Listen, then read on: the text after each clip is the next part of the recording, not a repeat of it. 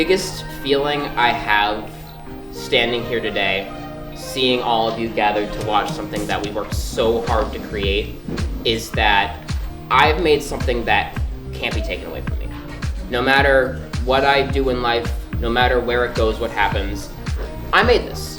And it's scrappy, and it's silly, and it is weird, but it's also mine. And I think that's why art is so beautiful, because it's one of the very few things in this life that we can have complete ownership of, that we can put out as a representation of who we are.